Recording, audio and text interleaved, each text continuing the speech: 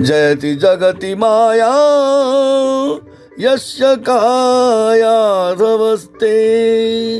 वचन रचनमेकं केवलं चाकलय्य ध्रुवपदमपि जातो यत्कृपातो ध्रुवोऽयं सकलकुशलपात्रं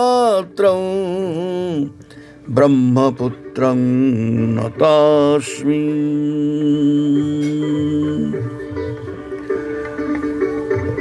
जिन आपके एकमात्र उपदेश को धारण करके कयाधु नंदन प्रहलाद ने माया पर विजय प्राप्त कर ली और जिन आपकी कृपा से ध्रुव ने ध्रुव पद को प्राप्त कर लिया, ऐसे ब्रह्मा जी के पुत्र देवर्षि नारद को मैं प्रणाम करता हूँ।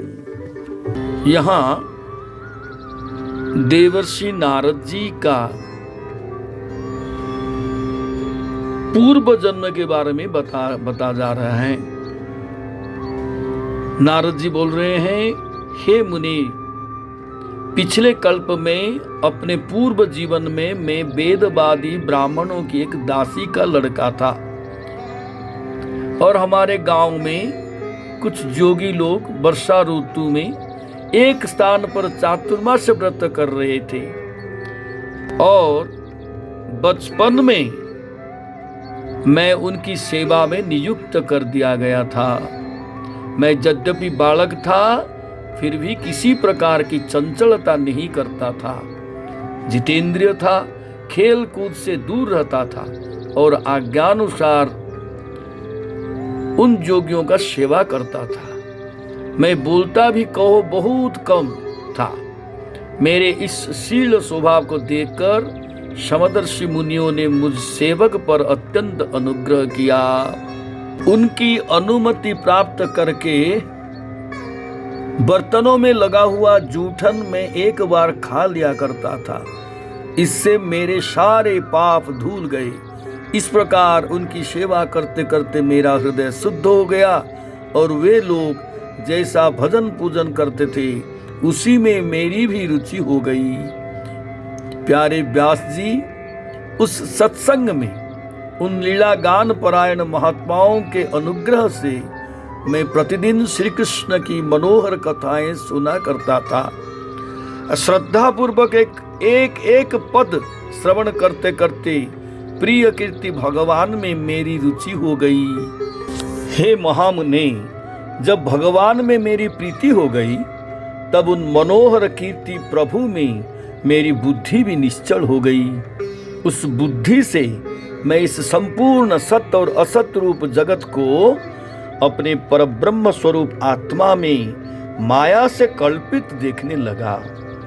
इस प्रकार शरत और वर्षा इन दो ऋतुओं में तीनों समय उन महात्मा मुनियों ने श्री हरि के निर्मल जश का संकीर्तन किया और मैं प्रेम से प्रत्येक बात सुनता रहा। अब चित्त के रजोगुण तमोगुण को नाश करने वाली भक्ति का मेरे हृदय में प्रादुर्भाव हो गया। मैं उनका बड़ा ही अनुरागी था, विनयी था। उन लोगों की सेवा में मेरे पाप नष्ट हो चुके थे। मेरे हृदय में श्रद्धा थी, इंद्रियों में संयम था और शरीर, वाणी और मन में उनका आज्ञाकारी था। उन दीन वत्सल महात्माओं ने जाते समय कृपा करके मुझे उस गुह्यतम ज्ञान का उपदेश किया जिसका उपदेश स्वयं भगवान ने अपने श्रीमुख से किया है। उस उपदेश से ही जगत के निर्माता भगवान श्री कृष्ण की माया के प्रभाव को मैं जान सका, जिसके जान लेने पर उनके परम पद की प्राप्ति हो जाती है। सत्य संकल्प व्यास जी, पुरुषोत्तम भगवान श्री कृष्ण के प्रति समस्त कर्मों को समर्पित कर देना ही संसार के तीनों तापों की एकमात्र औषधि है। यह बात मैंने आपको बतला दी। शौनक जी, देवर्षि नारद के जन्म और साधना की बात सुनकर सत्यवती नंदन भगवान श्री व्यासदेव जी ने उनसे फिर यह प्रश्न किया। श्री व्यास जी ने पूछा, नारद जी, जब आपको ज्ञानोपदेश करने वाले महात्मागण चले गए तब आपने क्या किया? उस समय तो आपकी अवस्था बहुत छोटी थी। स्वयंभू आपकी शेष आयु किस प्रकार व्यतीत हुई और मृत्यु के समय आपने किस विधि से अपने शरीर का परित्याग किया? हे देवर्षि, काल तो सभी वस्तुओं को नष्ट कर देता है, उनसे आपकी इस पूर्व कल्प की स्मृति का कैसे नाश नहीं किया? एक दिन की बात है, मेरी माँ गौ दुहने के लिए रात के समय घर से बाहर निकली। रास्ते में उसके पैरों से सांप छू गया। उसने उस बेचारी को डस लिया। उस सांप का क्या दोष? काल की ऐसी ही प्रेरणा थी। मैंने समझा भक्तों का मंगल चाहने वाले भगवान का यह भी एक अनुग्रह ही है। इसके बाद मैं उत्तर दिशा की ओर चल पड़ा।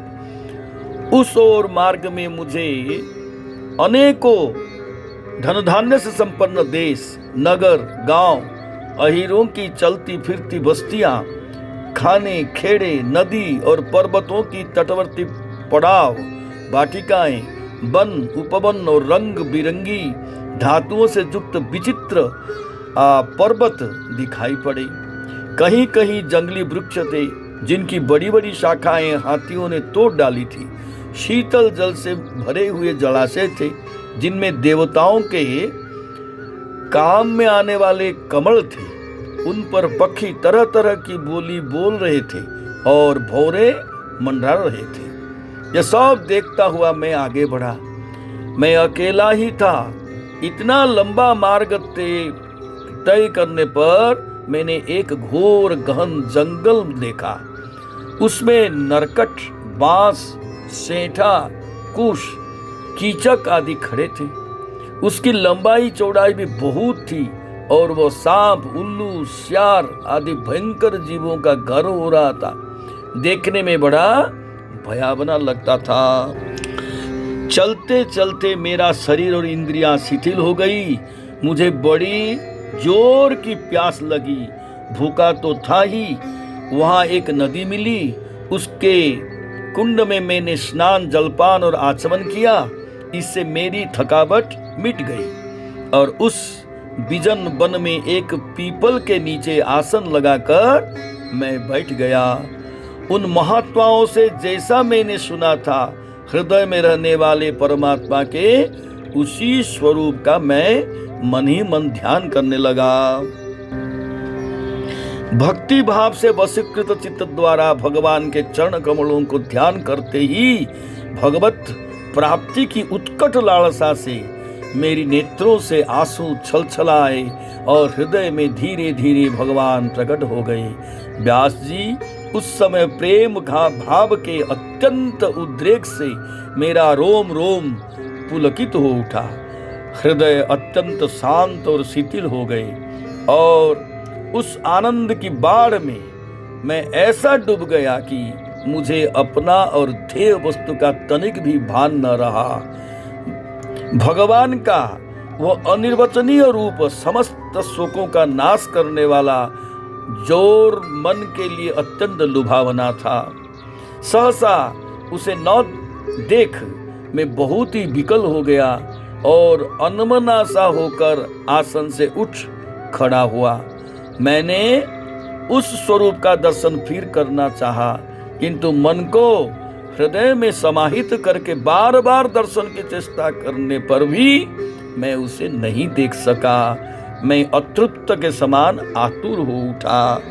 इस प्रकार निर्जन वन में मुझे प्रयत्न करते देख स्वयं भगवान ने, जो वाणी के विषय नहीं है, बड़ी गंभीर और मधुर वाणी से मेरे शोक को शांत करते हुए ऐसा कहा, खेद है कि इस जन्म में तुम मेरा दर्शन नहीं करोगे। जिनकी वासनाएं पूर्णतया शांत नहीं हो गई हैं, उन अधकचरे योगियों को मेरा दर्शन अत्यंत दुर्लभ हैं। निष्पाप बालक, तुम्हारे हृदय में मुझे प्राप्त करने की लालसा जागृत करने के लिए ही मैंने एक बार तुम्हें अपने रूप की झलक दिखाई है। मुझे प्राप्त करने की आकांक्षा से युक्त साधक धीरे धीरे हृदय की संपूर्ण वासनाओं का भलीभांति त्याग कर देता है। अल्पकालीन संत सेवा से ही तुम्हारी चित्तवृत्ति मुझ में स्थिर हो गई है। अब तुम इस प्राकृत मलिन शरीर छोड़कर मेरे पार्षद हो जाओगे। मुझे प्राप्त करने का तुम्हारा यह दृढ़ निश्चय कभी किसी प्रकार नहीं टूटेगा। समस्त सृष्टि का प्रलय होने पर भी मेरी कृपा से तुम्हें मेरी स्मृति बनी रहेगी। आकाश के समान अव्यक्त सर्वशक्तिमान महान परमात्मा इतना कहकर चुप हो रहे। उनकी इस कृपा का अनुभव करके मैंने उन श्रेष्ठों से भी श्रेष्ठतर भगवान को सिर झुकाकर प्रणाम किया। तभी से मैं लज्जा संकोच छोड़कर भगवान के अत्यंत रहस्यमय और मंगलमय मधुर नामों और लीलाओं का कीर्तन और स्मरण करने लगा। स्पृहा और मद मच्छर मेरे हृदय से पहले ही निवृत्त हो चुके थे। अब मैं आनंद से काल की प्रतीक्षा करता हुआ पृथ्वी पर विचरने लगा।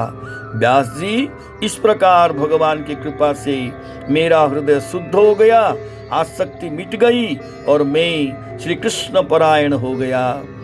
कुछ समय बाद जैसे एकाएक बिजली कौंध जाती है, वैसे ही अपने समय पर मेरी मृत्यु आ गई।